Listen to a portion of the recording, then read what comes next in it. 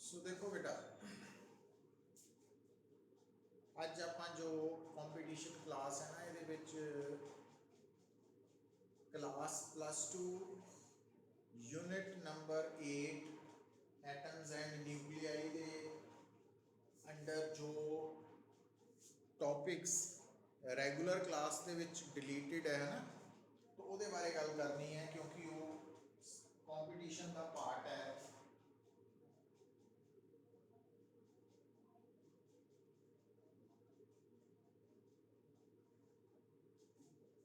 तो radio activity जो बेटा रेडियो एक्टिविटी फिनोमिना है ना, एक स्पॉन्टेनियस फिनोमिना है जिसका कंसर्न अनस्टेबल न्यूक्लियाई दे नाल है। हुण ये जिहड़ा रेडियो एक्टिविटी फिनोमिना है, इहदे विच अनस्टेबल न्यूक्लियाई अपने आप को स्टेबलाइज करने दे लई different kinds of radiations emit करते हैं। तो कहने तो असीं ये कह दिंदे आ कि जिहड़े रेडियो एक्टिव सबसटांसिस है वो 3 तरह दी डिफरेंट रेज एमिट करते हैं। बट इन्हां विचों बेटा ये जिहड़ियां 3 तरह दी डिफरेंट रेज है ना, इन्हां विचों जो रेडिएशंस है, एक्चुअली रेडिएशंस है वो तो गामा रेज है जो कि EM वेव्स है। बाकी दो जिहड़ियां अल्फा एंड बीटा वा ना, तो रेडियो एक्टिविटी फिनोमिना के दौरान अल्फा रेज भी एमिट होंदियां, बीटा रेज भी एमिट होंदियां और गामा रेज भी एमिट होंदियां। बेटा जो असीं ये कहते हैं कि अल्फा रेज एमिट हो रही हैं, तो alpha rays basically stream of helium nuclei, मतलब अल्फा रेज कोई EM वेव्स नहीं है, एक पॉजिटिवली चार्ज पार्टिकल्स दियां बनिया हुई स्ट्रीम है। और इहदे विच जिहड़ा अल्फा पार्टिकल है वो बेसिकली हीलियम न्यूक्लियस है जिहदे अंदर 2 न्यूट्रॉन्स है, 2 ही प्रोटॉन्स है। तो अल्फा रेज दे ऊपर जे आप गल करिए तो अल्फा पार्टिकल दे ऊपर +2 ही चार्ज है जिसके नाल तुसी ऑलरेडी फैमिलियर है, और इसका mass approximately 4 times the mass of proton है अल्फा पार्टिकल। हुण बेटा जदों तुसी गल करते हैं बीटा रेज की, तो बीटा रेज के बारे तुहानू पता होना चाहिए कि जदों असीं बीटा रेज की गल करते हैं तो कह तो असीं ये बोलते हैं कि बीटा रेज भी बेटा पार्टिकल्स दियां बनिया हुई हैं, मतलब ये भी कोई EM वेव्स नहीं है बीटा रेज। तो जदों असीं बीटा रेज की गल करते हैं ये भी stream of either negatively charge electrons और पॉजिटिवली चार्ज पॉजिट्रॉन्स। मतलब बीटा रेज नूं असीं ना 2 तरह नाल डिस्कस करते हैं, पॉजिटिव बीटा रेज ते नेगेटिव बीटा रेज। जिहड़ियां पॉजिटिव बीटा रेज है ये बनिया हुई पॉजिट्रॉन्स,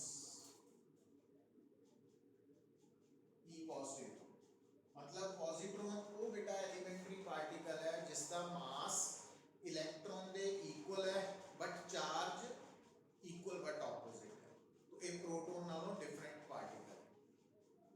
ते नेगेटिव बीटा रेज इलेक्ट्रॉन्स तो बनी हुई है। हुण कई बार सानू ये डाउट हुंदा या माइंड दे विच आंदा, कंफ्यूजन क्रिएट हो जाती है कि बीटा रेज तो एक्चुअली न्यूक्लियस चों एमिट हो रही हैं, तो जदों असीं कहने हैं कि नैगेटिव बीटा रेज तो इलैक्ट्रॉन्स दियां बनियां, तो ये इलैक्ट्रॉन्स तो न्यूक्लियस के अंदर होंदे नहीं है ना। तो उस डाउट में भी आपां हुण क्लीयर करांगे। तो याद ये रखना कि बीटा रेज पॉजिटिवली चार्ज भी हो सकती हैं, पॉजिट्रॉन्स दियां बनियां, ਨੈਗੇਟਿਵਲੀ ਚਾਰਜ ਵੀ ਹੋ ਸਕਦੀਆਂ ਇਲੈਕਟ੍ਰੋਨਸ ਦੀ एनर्जी। ਹੁਣ ਬੇਟਾ ਆਰਾਮ ਨਾਲ ਗੱਲ ਸੁਣਨੀ ਹੈ ਕਿ ਜਿਹੜੀਆਂ ਗਾਮਾ ਰੇਜ਼ ਹੈ ਨਾ ਇਹ ਬੇਸਿਕਲੀ ਈਐਮ ਵੇਵਸ ਹੈ। ਇਹ ਈਐਮ ਵੇਵਸ ਹੁਣ अल्फा रेज ते बीटा रेज एक चार्ज पार्टिकल्स ਦੀਆਂ ਬਣੀਆਂ ਹੋਈਆਂ ਰੇਜ਼ ਹੈ। ਇਸ ਕਰਕੇ अल्फा रेज ਤੇ बीटा रेज ਇਹ ਅਗਰ ਇਲੈਕਟ੍ਰਿਕ ਫੀਲਡ ਜਾਂ ਮੈਗਨੈਟਿਕ ਫੀਲਡ ਚੋਂ ਪਾਸ ਕਰਦੀਆਂ ਵਾ ਤਾਂ ਦੇ ਗੈਟ ਡਿਫਲੈਕਟਡ, ਕਿਉਂਕਿ ਇਲੈਕਟ੍ਰਿਕ ਫੀਲਡ ਤੇ ਮੈਗਨੈਟਿਕ ਫੀਲਡ ਚਾਰਜ ਪਾਰਟੀਕਲਸ ਤੇ ਫੋਰਸ ਐਗਜ਼ਰਟ ਕਰਦੇ ਹਨ। ਪਰ ਜਿਹੜੀਆਂ ਗਾਮਾ ਰੇਜ਼ ਹੈ ਕਿਉਂਕਿ ਉਹ ਈਐਮ ਵੇਵਸ ਹੈ तो ਉਹਦੇ ਉੱਪਰ ਉਹਨਾਂ ਦੇ ਉੱਪਰ ਇਲੈਕਟ੍ਰਿਕ ਤੇ ਮੈਗਨੈਟਿਕ ਫੀਲਡ ਦਾ ਕੋਈ ਇਫੈਕਟ ਨਹੀਂ ਹੈ। ਮਤਲਬ ਗਾਮਾ ਰੇਜ਼ ਨੂੰ ਇਲੈਕਟ੍ਰਿਕ ਤੇ ਮੈਗਨੈਟਿਕ ਫੀਲਡ ਡਿਫਲੈਕਟ ਨਹੀਂ ਕਰ ਸਕਦੇ। ਅੱਛਾ ਹੁਣ ਬੇਟਾ ਇਹਨਾਂ ਤਿੰਨਾਂ ਵਿੱਚੋਂ ਜੋ ਫਾਸਟੈਸਟ ਰੇਜ਼ ਹੈ ਉਹ ਗਾਮਾ ਰੇਜ਼ ਹੈ। ਕਿਉਂ? ਈਐਮ ਵੇਵਸ ਹੈ ਨਾ, तो ਇਹਨਾਂ ਦੀ ਸਪੀਡ ਵੈਕਿਊਮ ਚ 3 × 10⁸ ਹੁਣ ਅਗਲੀ ਗੱਲ ਕੀ ਯਾਦ ਰੱਖਣੀ ਹੈ ਕਿ ਜਦੋਂ ਇਹ ਰੇਜ਼ ਚਾਹੇ अल्फा रेज है, चाहे बीटा रेज है, चाहे गामा रेज है, ਜਦੋਂ ਇਹ ਕਿਸੇ ਮੈਟਰ ਚੋਂ ਪਾਸ ਕਰਦੀਆਂ ਬੇਟਾ है ना, चाहे वो एयर है, चाहे कोई फ्लूइड है, चाहे सॉलिड है, तो ਜਦੋਂ ਇਹ अल्फा बीटा गामा रेज ਕਿਸੇ ਵੀ ਮੀਡੀਅਮ ਚੋਂ ਪਾਸ ਕਰਦੀਆਂ ਨਾ ਤਾਂ ਇਹ ਉਸ ਮੀਡੀਅਮ ਦੇ ਮੋਲੀਕਿਊਲਸ ਨੂੰ ਆਇਓਨਾਈਜ਼ ਕਰ ਦਿੰਦੇ। ਠੀਕ ਹੈ, तो ਕਾਰਨ ਇਹ ਹੈ ਕਿ ਇਹ ਰੇਜ਼ मैटर ਦੇ ਨਾਲ ਇੰਟਰੈਕਟ ਕਰਦੀਆਂ। तो ਹੁਣ ਇਹਨਾਂ ਵਿੱਚੋਂ ਅਗਰ ਸਾਨੂੰ ਕੋਈ ਕਹੇ ਕਿ ਇਹਨਾਂ ਤਿੰਨਾਂ ਵਿੱਚੋਂ ਸਭ ਤੋਂ ਜ਼ਿਆਦਾ ਆਇਓਨਾਈਜ਼ਿੰਗ ਪਾਵਰ ਕਿਸ ਰੇ ਦੀ ਹੈ, ਕਿਹਦੀ ਹੈ ਸਭ ਤੋਂ ਜ਼ਿਆਦਾ, ਇਹ ਤੁਸੀਂ ਆਰਡਰ ਯਾਦ ਰੱਖਣਾ ਵਾ ਕਿ ਕਿਉਂਕਿ ਬੇਟਾ ਜੋ ਅਲਫਾ ਬੀਟਾ ਗਾਮਾ ਰੇਜ਼ ਹੈ ਇਹਨਾਂ ਵਿੱਚੋਂ ਜੋ ਅਲਫਾ ਰੇਜ਼ ਹੈ ਉਹ ਡਬਲੀ 2 ਪੋਜ਼ਿਟਿਵ ਚਾਰਜ ਹੈ ਨਾ, 2 E ਚਾਰਜ ਹੈ ਇਹਨਾਂ ਦੇ ਉੱਪਰ +2 E ਚਾਰਜ, तो ये अपने सराउंडिंग मैटर के नाल ज़्यादा स्ट्रॉन्गली इंटरैक्ट करदियां, तो इस करके इन्हां दी आयोनाइजिंग पावर मैक्सिमम। मतलब alpha rays beta rays gamma rays दे विचों अल्फा रेज दी आयोनाइजिंग पावर मैक्सिमम है, बीटा दी उस तो घट है ते गामा दी सब तो घट है। और एक टर्म असीं बेटा यूज करते हैं कि आयोनाइजिंग पावर और एक हुंदी है पेनीट्रेटिंग पावर। पेनीट्रेटिंग पावर का मतलब है कि कोई भी रे किसी भी गिवन मीडियम कितने डिस्टेंस तक मूव कर सकती है, क्योंकि जदों ये किसी मीडियम एंटर करेंगे तो इन्हां दी एनर्जी जो है वो ग्रेजुअली डिक्रीज करेगी। क्यों? क्योंकि ये अपने सराउंडिंग मीडियम के मॉलिक्यूल्स को आयोनाइज कर रही हैं, तो इन्हां दी अपनी एनर्जी जी है खर्च हो रही है ना, डिक्रीज हो रही है। तो कुछ डिस्टेंस कवर करने तो बाद ये रुक जाएगी, खत्म हो जाएगी। तो जिन्ना ये डिस्टेंस किसी मीडियम के अंदर ट्रैवल करनगियां बिफोर कमिंग टू रेस्ट, उस डिस्टेंस को असीं इन्हां दी पेनीट्रेटिंग पावर बोलते हैं। और जिद्दां कि मैं तुहानूं दस के हटिया, क्योंकि ये जिहड़ियां रेज है इन्हां दी सब तो ज़्यादा, इन्हां विचों सब तो ज़्यादा आयोनाइजिंग पावर अल्फा रेज दी है।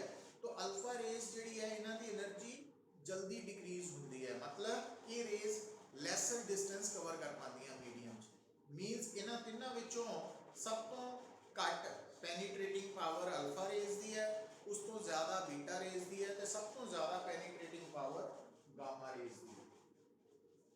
मतलब उलट हो गया ऑर्डर कि आयोनाइजिंग पावर सब तो ज़्यादा अल्फा रेज दी है, उस तो घट बीटा रेज दी है, उस तो घट गामा रेज दी है।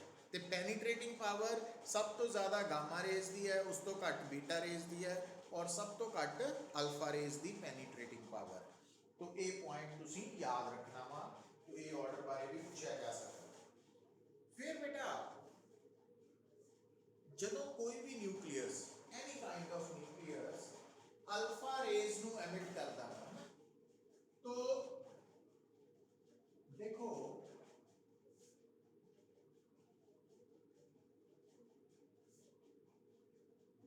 कोई भी जो न्यूक्लियस है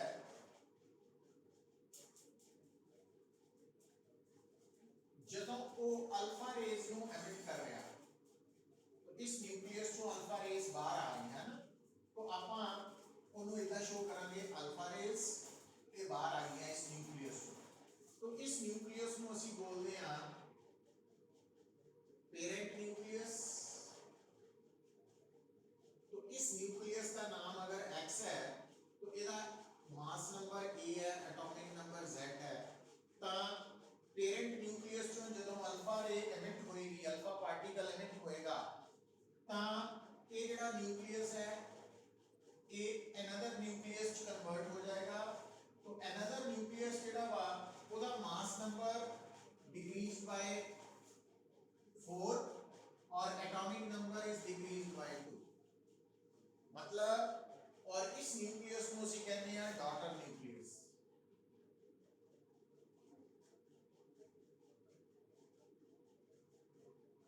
डॉटर न्यूक्लियस प्लस ਇਹਦੇ ਚ ਅਸੀਂ ਨਾਲ ਲਿਖਦੇ ਹਾਂ Q वैल्यू। Q वैल्यू ਦਾ ਮਤਲਬ ਹੈ कि इस अल्फा डिके प्रोसेस के दौरान जो एनर्जी रिलीज हुई है वो Q है, Q value of the reaction है।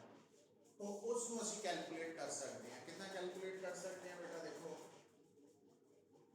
गल समझो कि ये ਜਿਹੜੀ एनर्जी रिलीज हुई है ਇਹਦੀ वैल्यू ਤੁਸੀਂ कितना निकाल सकते हैं। ਉਹਦੇ ਲਈ ਤੁਹਾਨੂੰ ਕੀ ਚਾਹੀਦਾ, ਇੱਕ ਤਾਂ ਚਾਹੀਦਾ ਮਾਸ ਆਫ पेरेंट न्यूक्लियस। तो मास ऑफ पेरेंट न्यूक्लियस, तो एक्स न्यूक्लियस का मास माइनस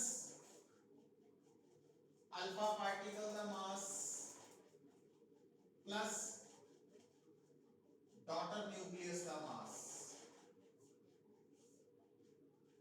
तो ये जेड़ा मास डिफरेंस है इनटू सी स्क्वायर।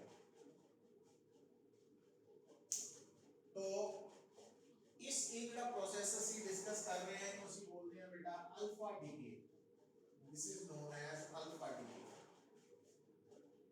तो ਜਦੋਂ भी अल्फा डीके के दौरान कोई parent nucleus alpha particle emit करेगा तो वो एक नवे न्यूक्लियस च कन्वर्ट हो जाएगा जिसको डॉटर न्यूक्लियस बोलते हैं। डॉटर न्यूक्लियस का after alpha decay mass number decreased bye 4 है, एटॉमिक नंबर डिक्रीज्ड बाय 2 है।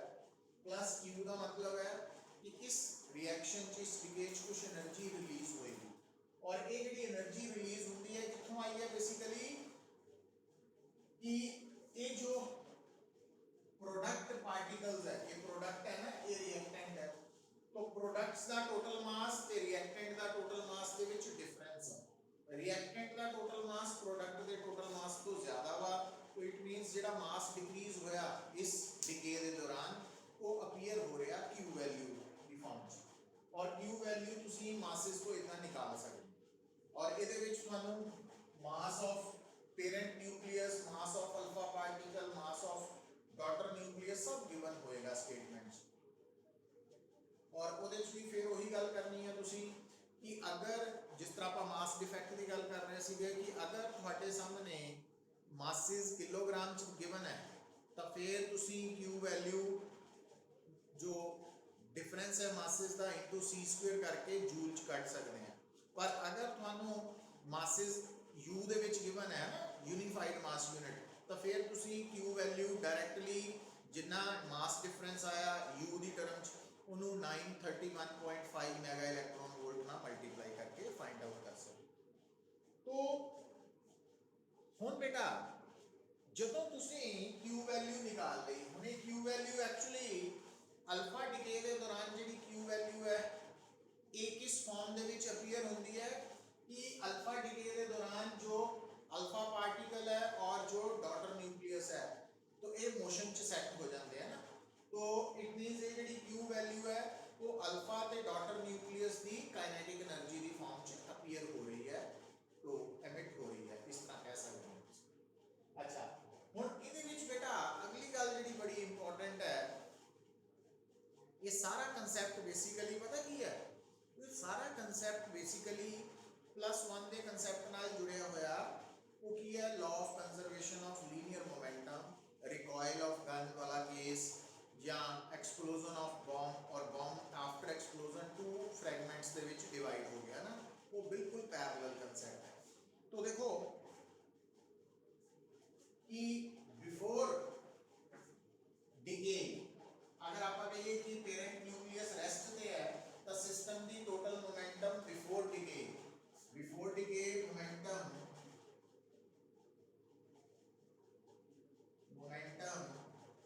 इन आप सीधे ले लेना Pi इज 0 क्योंकि बिफोर डिके रेस्ट पे है। तो आफ्टर डिके बेटा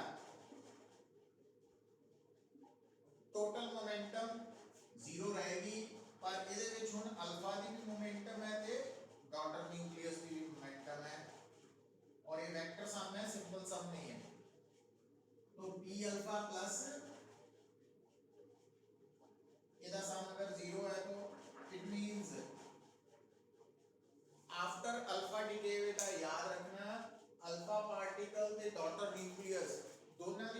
मोमेंटम इन मैग्नीट्यूड सेम है बट डायरेक्शंस दोनों दी ऑपोजिट है। तो ठीक है, ये याद रखना। अच्छा, दूसरी गल बेटा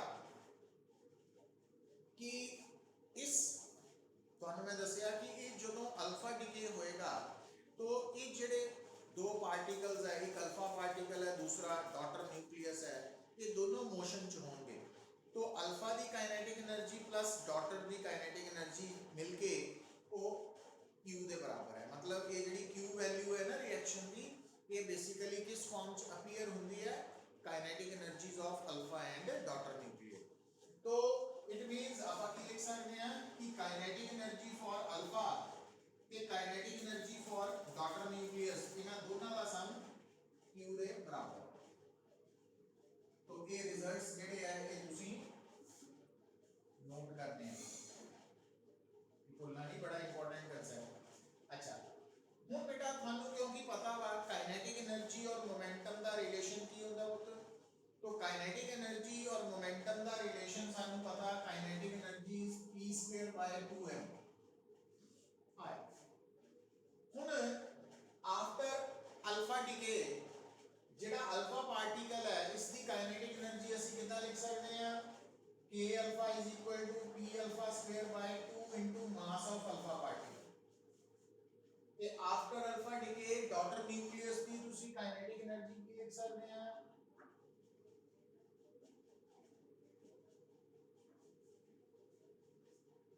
और क्योंकि p अल्फा ते p y ये दोनों मोमेंटम का मैग्नीट्यूड सेम है, बराबर है, इक्वल है, डायरेक्शन ऑपोजिट है, इस करके p अल्फा स्क्वायर ते p y स्क्वायर बराबर होने करके ਅਸੀਂ k alpha by k y ratio जो लवांगे, क्योंकि p अल्फा और p y मैग्नीट्यूड्स बराबर है, डायरेक्शन ऑपोजिट है, स्क्वायर जो कटिया जाना, तो ਤੁਸੀਂ ਕੀ ਲਿਖ ਸਕਦੇ हैं m y by m alpha.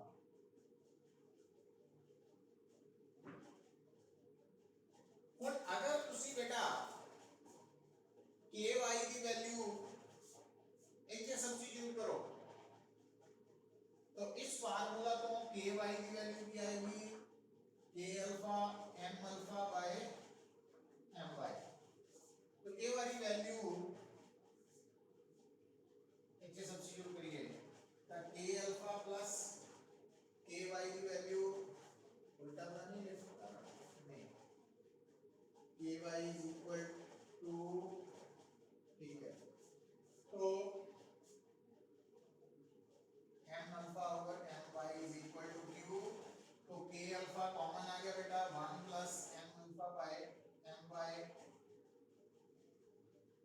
और इथों k अल्फा की वैल्यू की आ जाएगी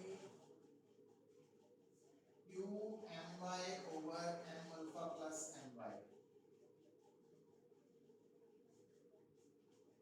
और इसी तरह नाल ky की value q m alpha over similar करके पहले सेम ही रहना। तो ये ਜਿਹੜਾ टॉपिक ਆਪਾਂ डिस्कस ਕੀਤਾ बेटा काफी इंपॉर्टेंट है।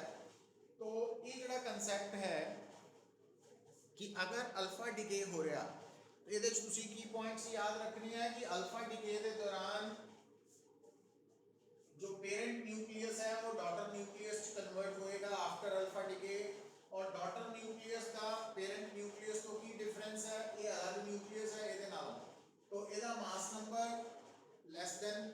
लेस बाय 4 है और एटॉमिक नंबर लेस बाय 2 है ना ਇਹਦੇ ਨਾਲ। और इस रिएक्शन के दौरान टोटल काइनेटिक जी टोटल एनर्जी अपीयर होएगी Q वैल्यू वो k alpha plus k y के बराबर है।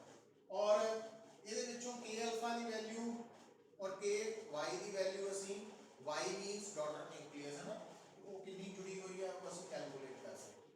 तो ये सारा पॉइंट्स है ਜਿਹੜੇ ਤੁਹਾਨੂੰ क्लियर होने चाहिए है। तो इस तक किसी को कोई डाउट है तो बोलो। अंकुर, आर्यन,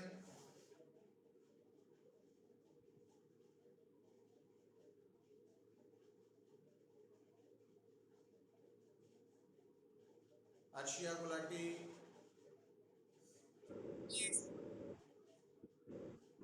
नारायण, मोहनदीप,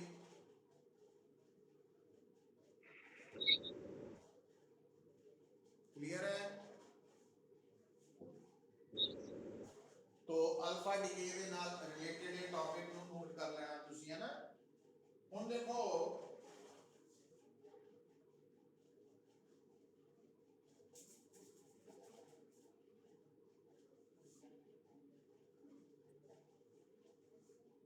नेक्स्ट बेटा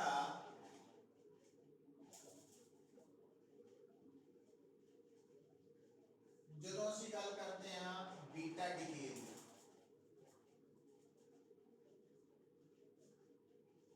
तो जो नेगेटिव बीटा डिके है ਉਹਦੇ ਵਿੱਚ ਕੀ ਹੁੰਦਾ ਜਿਹੜਾ पेरेंट न्यूक्लियस है ना X इस न्यूक्लियस चों इलेक्ट्रॉन बाहर निकल रहा होगा इलेक्ट्रॉन जो इलेक्ट्रॉन है ना उसका मास नंबर 0 है बेटा फिर इलेक्ट्रॉन का एटॉमिक नंबर -1 ले लिया प्लस तो जदों किसी भी पेरेंट न्यूक्लियस चों इलेक्ट्रॉन एमिट होएगा ਅਸੀਂ ਕਹਾਂਗੇ 네ਗੇਟਿਵ बीटा डिके होया ਤਾਂ ਜਿਹੜਾ ਨਵਾਂ ਨਿਊਕਲੀਅਸ ਬਣੇਗਾ Y ਉਹਦਾ ਮਾਸ ਨੰਬਰ ਤਾਂ ਉਹੀ ਹੋਏਗਾ ਜੋ ਪੁਰਾਣੇ ਦਾ ਵਾ बट ਜਿਹੜਾ एटॉमिक नंबर है that will be increased by 1 plus q value increase हो अच्छा ਤੇ ਜਿਹੜਾ पॉजिटिव बीटा डिके है ਇਹਦੇ ਵਿੱਚ ਜਿਹੜਾ पेरेंट न्यूक्लियस है ਉਹਦੇ ਵਿੱਚੋਂ ਪੋਜ਼ਿਟਰੋਨ ਇਮਿਟ ਹੋਏਗਾ ਪੋਜ਼ਿਟਰੋਨ ਦਾ ਮਾਸ ਨੰਬਰ 0 ਹੈ एटॉमिक नंबर +1 है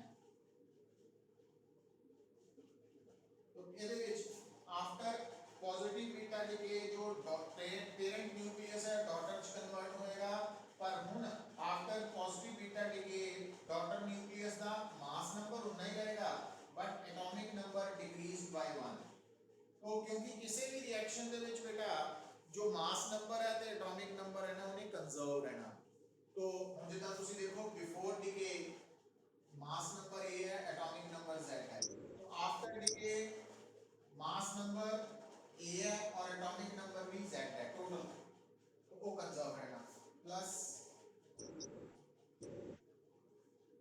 पर ਇਹਦੇ ਵਿੱਚ बेटा एक गल होर याद रख लेनी है ਤੁਸੀਂ ਉਹ ਕੀ है कि कोई भी ਜਿਹੜਾ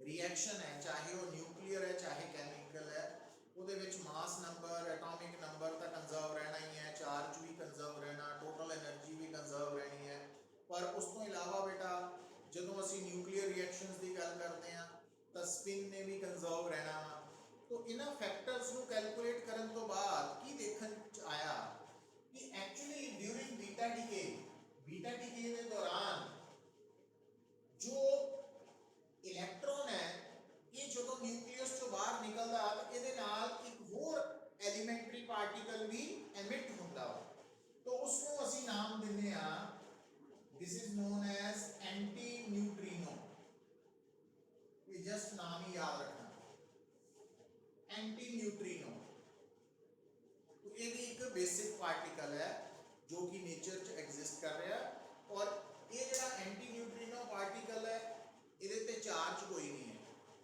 कोई चार्ज नहीं है और ਇਹਦਾ मास भी अप्रोक्सीमेटली 0 ही है ना तो ये हाफ इंटेग्रल स्पिन पोजेस करता है तो जिदा इलेक्ट्रॉन प्रोटॉन की ਤੁਹਾਨੂੰ पता ना हाफ इंटेग्रल स्पिन होती है पॉलीज एक्सक्लूजन ओबे प्रिंसिपल ओबे करते हैं तो वही सेम है और दूसरी तरफ ਜਿਹੜਾ पॉजिटिव बीटा डिके है ਇਹਦੇ ਵਿੱਚ ਜਿਹੜਾ एलिमेंटरी पार्टिकल एमिट ਹੁੰਦਾ तो ਉਹਨੂੰ ਅਸੀਂ ਕਹਿੰਦੇ ਆ न्यूट्रिनो पार्टिकल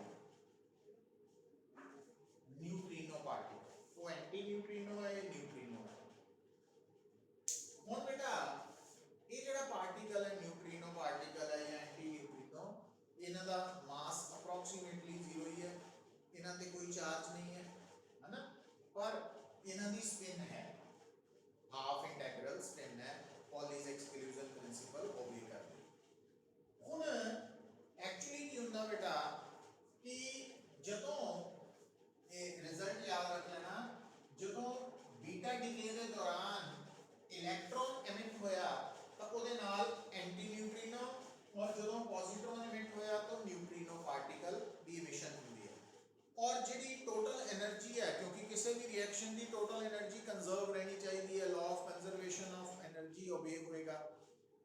ਇਸ ਕੇਸ ਦੇ ਵਿੱਚ ਬੇਟਾ ਦੇਖਣ ਚ ਕੀ ਆਇਆ ਕਿ ਜਦੋਂ ਤਾਂ ਨੈਗੇਟਿਵ ਬੀਟਾ ਡਿਕੇ ਦੇ ਦੌਰਾਨ ਹਾਈ એનર્ਜੀ ਇਲੈਕਟ੍ਰੋਨ ਐਮਿਟ ਹੁੰਦਾ ਤਾਂ ਫਿਰ ਐਂਟੀ ਨਿਊਟ੍ਰੀਨੋ ਦੀ એનર્ਜੀ ਲੋ ਹੁੰਦੀ ਹੈ, ਪਰ ਜਦੋਂ ਲੋ એનર્ਜੀ ਇਲੈਕਟ੍ਰੋਨ ਐਮਿਟ ਹੋ ਰਿਹਾ ਤਾਂ ਫਿਰ ਐਂਟੀ ਨਿਊਟ੍ਰੀਨੋ ਦੀ એનર્ਜੀ ਜ਼ਿਆਦਾ ਹੁੰਦੀ ਹੈ, ਤਾਂ ਕਿ ਟੋਟਲ ਸਮ ਕੀ ਰਹੇ ਕਾਂਸਟੈਂਟ। और ਇੱਥੇ ਵੀ ਇਦਾਂ ਹੀ ਹੈ कि बीटा पॉजिटिव बीटा डीके के दौरान ਜਿਹੜਾ ਪੋਜ਼ਿਟਰੋਨ ਪਾਰਟੀਕਲ ਹੈ अगर वो हाई एनर्जी है तो न्यूट्रिनो की एनर्जी लो होगी, और अगर यदि लो है तो यदि हाई होगी और सम कांस्टेंट रहेगा। तो ये कुछ पॉइंट्स है जेडे कि याद रखने हैं ना तुसी। और ਇਹਦੇ ਵਿੱਚ बेटा अगला पॉइंट की है, देखो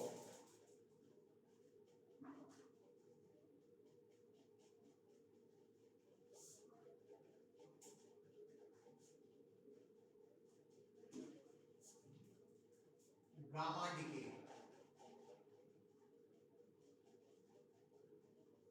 जो गामा डीके ਉਹਦੇ ਵਿੱਚ ਕੀ ਹੋਏਗਾ ਕਿ ਜਿਹੜਾ ਨਿਊਕਲੀਅਸ ਹੈ ਨਾ, ਹੁਣ ਗੱਲ ਨੂੰ ਸੁਣਿਓ, ਜਿਸ ਤਰ੍ਹਾਂ ਤੁਸੀਂ ਇਹ ਜਾਣਦੇ ਆ ਨਾ ਕਿ ਕਿਸੇ ਵੀ ਐਟਮ ਦੇ ਅੰਦਰ ਇਲੈਕਟ੍ਰॉन्स ਦੇ ਡਿਫਰੈਂਟ એનર્ਜੀ ਲੈਵਲਸ ਐਗਜ਼ਿਸਟ ਕਰਦੇ ਆ, जिस तरह आप बोहर्स मॉडल ਦੇ ਵਿੱਚ डिस्कस कर रहे हैं कि first ground state, first excited state, second excited state. In the similar way जो न्यूक्लियस है ना, न्यूक्लियस के अंदर जो न्यूट्रॉन और प्रोटॉन्स है जिन्होंने ਅਸੀਂ कॉमनली न्यूक्लियॉन्स बोलते हैं, तो जिस तरह एटम के अंदर न्यूक्लियस के अराउंड इलैक्ट्रॉन्स के एनर्जी लैवल्स है ना, उसी तरह नाल न्यूक्लियस के अंदर बेटा न्यूक्लियॉन्स के एनर्जी लैवल्स, न्यूक्लियॉन्स के एनर्जी लैवल्स है। फर्क ये है कि जेडे न्यूक्लियॉन्स है ना, क्योंकि वो इलैक्ट्रॉन्स के comparatively much stronger force, nuclear force के नाल बाउंड है, तो जेडे न्यूक्लियर एनर्जी लैवल्स है ना, न्यूक्लियस के अंदर न्यूक्लियॉन्स के एनर्जी लैवल्स है, उन्हां दी एनर्जी मैगा इलैक्ट्रॉन वोल्ट च, मैगा इलैक्ट्रॉन वोल्ट च। हुण हुंदा की है, जिस तरह तुसी हाइड्रोजन स्पैक्ट्रम बारे जानते हैं कि जदों कोई electron higher energy level to lower energy level jump करता तो उसकी excess energy in the form of radiation emit होंदी है, और जो हाइड्रोजन एटम है उहदे विच जिहड़ी लेमन सीरीज है वो अल्ट्रावायलेट रीजन चलाई करती है, जिहड़ी बामर सीरीज है वो विजिबल पोर्शन चलाई करती है, और बाकी दियां तीन सीरीज जिहड़ियां वा पास्टन ब्रैकेट पी फंड ये इंफ्रारेड रीजन चलाई करती है ना, ये याद रखना आपा। तो हुण बेटा जदों असी न्यूक्लियस की गल करते हैं ना, न्यूक्लियस के अंदर तुहानूं मैं जिन्ना दस्सिया कि जिहड़ियां न्यूक्लियर फोर्सिस है स्ट्रोंगर होने करके जिहड़े उत्थे एनर्जी लैवल्स है उन्हां दा energy difference mega electron volt च है। तो इस करके जदों न्यूक्लियस के अंदर nucleons higher energy level to lower energy level jump करते हैं तो वो जिहड़ी एक्सेस एनर्जी इमिट करते हैं वो रेडिएशंस की फॉर्म च हुंदी है, पर वो रेडिएशंस गामा रेज की फॉर्म च हुंदी, गामा रेज की फॉर्म च। तो इसका मतलब तुसीं कह सकते हैं कि जिहड़ियां गामा रेज है उन्हां दी जिहड़ी एमिशन है वो due to the excitation of nucleons in the nucleus है कि न्यूक्लियस के अंदर जिहड़े न्यूक्लियॉन्स है वो जदों higher level to lower energy level jump करते हैं तो उहदे करके जिहड़ियां रेडिएशंस एमिट हो रही वो गामा रेज है। और गामा रेज क्योंकि ईएम वेव्स है बेटा, इस कारण करके जदों तुहाडे सामने एक न्यूक्लियस है तो हम देखो ये स्टार, स्टार का मतलब ये है कि ये जिहड़ा न्यूक्लियस है जिन्हों असीं पेरेंट न्यूक्लियस कहिए ये एक्साइटेड स्टेट है, मतलब ये हायर एनर्जी स्टेट है। तो जदों इसने लोअर एनर्जी स्टेट पे आना तां इसने गामा रेज एमिट करनी है, प्लस इहने जदों लोअर स्टेट च आना तां इहदी एनर्जी घट जानी है, मतलब जिहड़ा स्टार है वो खत्म हो गया। Star means excited energy level ते बिना स्टार मींस ग्राउंड स्टेट है ना। तो जदों भी कोई न्यूक्लियस एक्साइटेड एनर्जी स्टेट चों लोअर एनर्जी स्टेट पे जंप करेगा तो गामा रेज एमिशन होएगी। पर तुसीं देख ही रहे हैं कि इस केस दे विच जिहड़ा डॉटर न्यूक्लियस है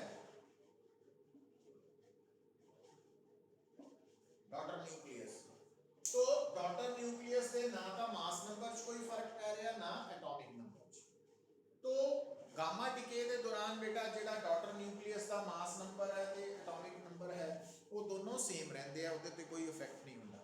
ਜਦ ਕਿ ਅਲਫਾ ਬੀਟਾ ਦੇ ਵਿੱਚ ਇਹਨਾਂ ਦੇ ਚ ਚੇਂਜ ਆਉਂਦੀ ਹੈ ਨਾ, ਅਲਫਾ ਚ A ਔਰ Z ਦੋਨੋਂ ਹੀ ਚੇਂਜ ਹੁੰਦੇ ਆ, ਬੀਟਾ ਡਿਕੇ ਚ ਸਿਰਫ Z ਚੇਂਜ ਹੁੰਦਾ, ਪਰ ਗਾਮਾ ਡਿਕੇ ਚ A ਔਰ Z ਸੇਮ ਰਹਿੰਦੇ। तो ਇਹਦੇ ਬਾਰੇ ਤੁਹਾਨੂੰ ਪਤਾ ਹੋਣਾ ਚਾਹੀਦਾ। तो ਇੰਨੀ डिस्कशन क्लियर ਹੋਈ ਅੱਜ ਕੱਲ ਬੇਟਾ?